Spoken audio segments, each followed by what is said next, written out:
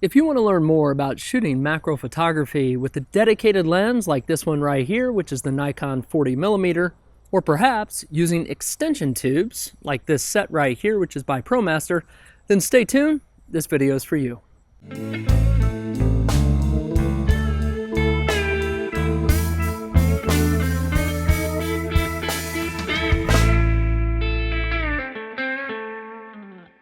I've received a lot of questions regarding macro photography, and I thought this would be a good time to go ahead and create this video. I managed to get my hands on both a fixed dedicated macro lens and a set of extension tubes. Now, I'm going to give you the game plan like I do with my other videos, which I think will be helpful to kind of lay out what we're going to go over and how it's going to work. To begin with, I'm going to go over what is macro photography, and then I'm going to talk about 3 different ways that you can capture macro photography. And then we're going to jump into some demos, and then I'm going to finish up with a few final thoughts. So with that said, let's go ahead and jump right in. What is macro photography? Well, macro photography is really taking an up-close shot of something, anything. Now that's a very general sense right there, but I also want you to understand that there are true macro photographers out there, the people that specialize in that, because it's a whole creative world that can be a lot of fun. Now, understand that manufacturers put lenses out, and on those lenses they might say macro or micro, and if you see it on a zoom lens, chances are it's not a true macro lens. Well, what is a true macro lens? A true macro lens is one that's going to give you a one-to-one relationship. What do I mean by that? Well, if I'm going to take a shot of something, and it can be anything, the representation of that object on my sensor is truly one-to-one. So what I see through my viewfinder is what's going to be represented on that sensor. Now, I know sometimes when you think about it, it can be a little confusing, and it's not to be overanalyzed. So don't get too wrapped up in that. Just know that when you're taking a shot of something, you're going to get in close, and you really want to grab the details from it. So, with that said, how do we accomplish that? Well, there's really 3 ways to do that. One, it's with a filter. Now you can put a filter on the front of your lens, and it's really like a magnifier. Now in the terms of quality, it's probably the least best of the 3 options to grab some macro photography, but it is also the most affordable. And it's portable. If you think about it, just filters fit in your bag and off you go. But it is really the furthest away from true macro photography. What's another way to do it? Well, another way is with the extension tubes like we have right here. Now this is a relatively affordable way to get macro photography. Now I'm going to put a link in the description below as to where you can find these if you want to go down this particular path, and we're going to demo this right here. Typical extension tubes, or a set of them, come in 3. Now I'll pull this apart when we get into the demo, and I'll kind of show you how this works right here. But I just want you to know that this is another option. What's the 3rd way? The 3rd way is with a dedicated lens. Now this is going to yield the best quality, but it's also the most expensive. A true dedicated macro lens will yield a one-to-one relationship of the object that you're shooting. And that makes it really, really nice. The lens is actually built to do that. So those are the 3 ways to accomplish macro photography. What I want to do right now is just step into the demo on how we can grab some macro shots using both the dedicated lens right here and the extension tubes right here. So let's go make that happen. I'm going to start off with the extension tubes. Now, right in front of me is the Nikon D3400, and attached to it is the 18-55 kit lens. Now, I've done a lot of different videos using this particular camera right here, and I've also demoed some of the Canons and the Sonys. This just happens to be what I have, and I know many of you like it. Now, the sun's starting to go down, so I'm starting to get that key light on the side of my face here, but I think you'll still be able to see me in the video. So, this set of extension tubes right here, it comes in 3s. I'm going to show you what I mean. So this separates, and you can see right here, this is the base. Now this base is rated at 36mm. I'm going to talk about that in just a minute. And the middle one is at 20mm, and then the top is 12. Now, this simply pulls apart. I'm going to show you right here, kind of like this. So these tubes come in 3s, okay? and they twist together just like you're putting a lens on a camera body. Just like that. So when you put them all together, you have a 36, a 20, and a 12. Well, what does that mean? Well, with this lens that's attached to this camera body here, I'm zoomed all the way out at 55. Now, if you want to convert a lens to a true macro lens, and keeping in mind that a true macro lens is really a one-to-one representation, that means if we're zoomed all the way out at 55, we want to buffer this lens against the camera body by the same millimeters if possible. So that would mean if we're zoomed all the way out at 55, we would like to attach enough extensions to equal 55 or be very, very close to it, and that will give us a one-to-one relationship. What happens if we put all three on here? So again, in this case, we're 36, 20, and 12. It's going to actually give us a closer relationship than one-to-one, and that's a good thing. So this is how we're laid out right here. Right below my finger, and I don't know how well we'll be able to see this on the video, but there's a branch coming out. Now, I've set this camera up on a tripod, and you might be asking, is a tripod required? No, you can do macro photography if you're holding by hand, but something I want you to understand is that everything is magnified, and that means any little shake that you have with your hands, it will be magnified as well. So the tripod will help. If you're holding by hand, just shoot for a faster shutter because it'll help freeze that action. Something else to think about is that your focal plane is going to be much, much narrow. It's almost razor thin. So if you're trying to lock focus on something, one little tip here is that if you're holding it by hand, you could put it in a high-speed shutter so it takes multiple shots when you hold the shutter button down. The reason for that is that you might move just a little bit, and if you do, that focal plane, again, it's very, very tight and narrow. You might bump in and out a little bit, and chances are you'll get one or two keepers out of maybe 5 or 6 shots. It's just something to think about. I've got this on the tripod here, and it's really to help with the demonstration, but it's also a good practice if you are doing macro photography, in my opinion. Okay, so let's go ahead and jump into a shot, and what I want to show you is I'm as close as I can possibly be to the tip of this and still maintain focus with this lens without the extension tubes. I'm going to go ahead and take this shot, and then we're going to take a look at it. So here we go. All right, as you can see, it's a good shot. I think it looks okay. Everything's in focus, but if we want to get closer, the only option we have right now is to crop it. And by doing so, it's going to magnify, and we're going to pick up more and more noise. So what we want to do is I'm going to go ahead and attach these extension tubes to this lens, and we're going to take another shot. Now, something else to keep in mind is that we're going to get closer and closer to that subject. I'll show you what I mean. And the front of that lens is going to be just within maybe a ½ an inch of the tip of that branch. I'm going to show you how we're going to go ahead and connect it. So I'm going to go ahead and take the cap off here and the cap off the other side. So now we have the caps off. I'm going to go ahead and remove the lens. All right, we got our lens off. This is just going to attach to it. It's just like, you're just going to connect the dots right here. That's all we're doing. I'm going to put this on.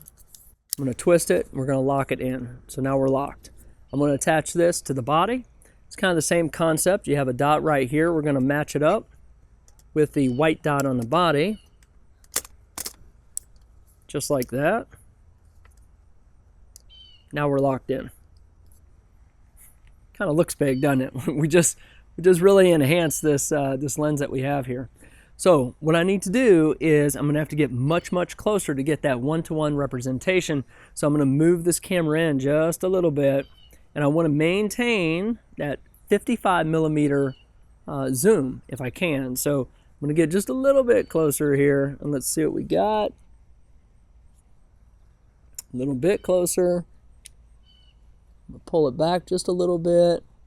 Now, as I'm going through this exercise, it can be a little time consuming to try to lock this in, but I want you to understand that they make sliders as well. You can put the camera on a slider and make these micro adjustments to push the camera in a little bit and to the side. I'll post a link as to where you can get that as well. It's actually very handy to have. As you can see, I'm kind of having to fiddle with this just a little bit. I don't mind though. Okay, it looks like we're pretty good here. And what I can do to make a fine-tune adjustment, because I'm on a lens, and yes, I'm at 55, but I can zoom it out just a little bit and help lock that focus. So I'm going to pull back just a little. Actually, I got to jump in just a little bit closer, and here we go. And now we're dialed in. I'm as close as I can possibly be and still maintain focus. I'm going to zoom in here because I want you to see just how close that is. I'm not sure you'll be able to see it on the video the way it's set up. Actually, it looks like you can. You can see we're very, very close. I'm going to go ahead and take this shot, and I want you to keep in mind we're zoomed in just as we were without the extension tubes, okay? Comparing to the previous picture. So here's what this shot's going to look like with the extension tubes. As you can see, this is much, much closer. Now, I'm not cropping anything here at all, so we're getting a true representation on the sensor of this camera, and with that, we can really capture a lot of detail, and if I wanted to, I can even crop in more. As I take off the extension tubes, one other thing I want to discuss is your aperture. So I am in aperture priority when I'm taking my macro shots, and that's typically what I do, and you may also want to go into manual, but with aperture priority, it is kind of helpful if you can really narrow that aperture all the way down. That means a high number. That means like an f13 or something higher or greater. The problem with that is it limits the light, and as the sun's kind of going down, that means a slower shutter, which means a tripod. And it also means on shooting on this limb that if there's any kind of movement, like a breeze, and we do have a breeze out here today, it's going to cause that limb to move a little bit. And if we're not able to capture a fast shutter, that means we're going to get a little bit of blur.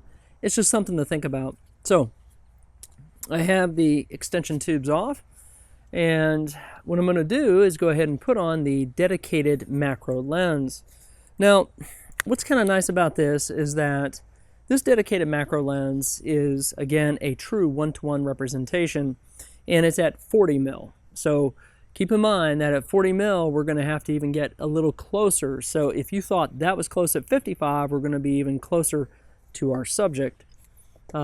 It's the only downside. Now, this 40 mil is one of the more affordable macro lenses that are out there. Now, you can get them at 100 mil, and again, I'll post a link as to where you can get this in the description below. The 100 mil is nice if you can't get that close to the subject. And something else to keep in mind is that if you have light from behind you, or maybe not too far off to the side, the closer we are, we may block some of that light. Now again, that's really if it's kind of maybe on top or behind you. In this case, our light is kind of to our back, so it doesn't really have an impact. So I have the lens on the camera right here, and what I'm going to do is scoot back in. Now again, this is a fixed 40. And I'm going to manually focus this. There is something I want to show you real quick. Let me see if we can do this. I'm going to take this off. I don't know how well we're going to be able to see this on the video, so let me try to get up here. But there's a little window on this lens right here, and the top it says 1:, which is a ratio, so it means 1 to something. And when you rotate this, a true macro lens, you're going to see something like this. Let's get in here and let's see if you can see that a little better. Maybe it's right below my finger. But as I go to rotate this, it'll tell me it's 1 to something, right? So if I rotate this all the way counterclockwise, it tells me it's 1 to 1. So I want to ensure I'm at 1 to 1 because it's giving us the true macro. And I'm going to lock this down on the tripod. And we're going to see just how close we got to get before I can get this in focus. And let's see if this is good. I can tell, you can see right here, I'm very close. It might help if I take the lens cap off. I'm sure that's happened to all of us at some point, right? Okay. That actually looks pretty good. Now, something to keep in mind is with this dedicated lens, I don't really have the freedom and flexibility to zoom just a little bit in and out to lock that focus. With this, I need to move the camera slightly in or slightly back. Now, again, I'm on this tripod. We've talked about the shutter speed and how critical that is. I don't have a problem in really turning up the ISO to get a better shutter speed when it gets a little dark. So that's just me. Let's see what we're doing here. Okay. So this is looking pretty good, but I got to pull back just a little bit, and I got to scoot in. You got to pull back. You got to scoot in. Okay. Right about here looks pretty good. So if I don't feel that I'm getting quite the depth of focus I want, again, what can we do? Well, I can take that aperture and I can narrow it down. Now, something to keep in mind though is if you push it to like an f/22, it doesn't mean your depth of focus is going to be like this. It's going to go from that to that. It's going to give you just a very marginal gain with your depth of focus. Something else to think about is that when you're shooting macro photography, this is where the creativity comes in, but if you can run parallel to your subject, that means like this stick right here is coming right at the lens. So I can get the tip, but I really can't get anything past it because it's going to be very blurred. And if you want more of the subject inside your frame to be in focus, you want to rotate the camera sideways, right? So that way I'm getting everything that's running parallel to the lens, if that makes sense. So with that said, I'm going to go ahead and take this shot and let's see what it looks like.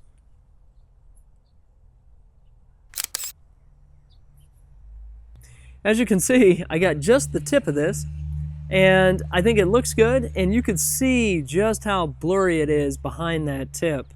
Now, again, with a true macro lens, from a quality perspective, this is really the best you're going to get. Again, it is the most expensive, but with this said, and with the demos that we did on the extension tubes and this dedicated lens, what I want to do right now is just go around, have some fun. I've got a spray bottle of water because I want to introduce like droplets of water. I want to go out and try to capture some interesting shots, and that's what I'm going to do right now for you, and let's just see what we come up with.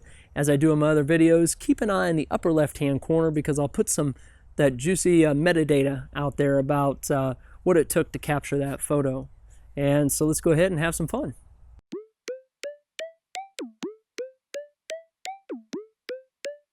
Sometimes I light a cigarette to throw away my care, but when I'm finished lighting it, the ash leaves me impaired. I've been so bad for so long, and it's showing on my mind.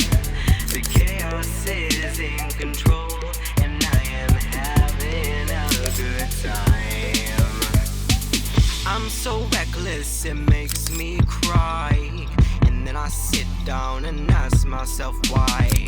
Why am I caught up in doing it right when doing it wrong makes me feel so alive?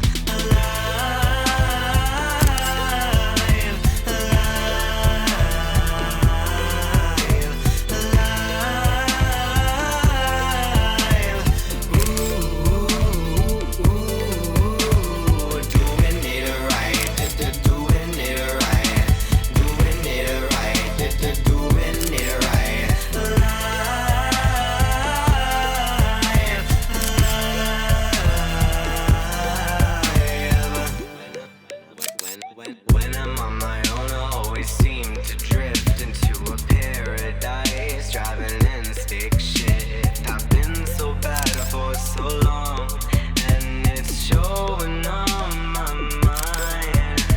The chaos is in control, and I am having a good time.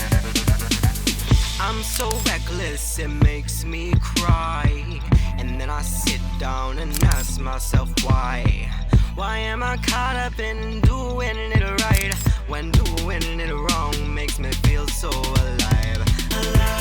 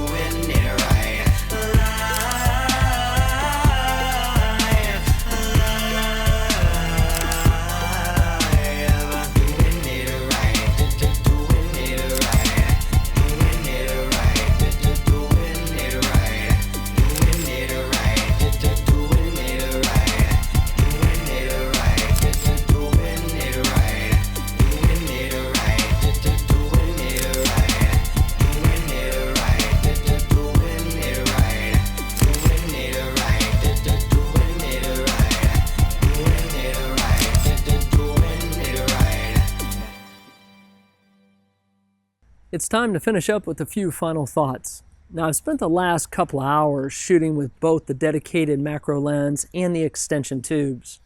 Now, you might want to know, well, which one would I choose? Well, I'd probably look at my budget, and I'd also want to know, are you really into macro photography? If you are, definitely consider the dedicated macro lens. Manufacturers make these lenses so that they give you that true one-to-one representation, and the glass is manufactured in a way so that the image is accurate throughout, all the way, the borders, the left, right, top, bottom, and the corners.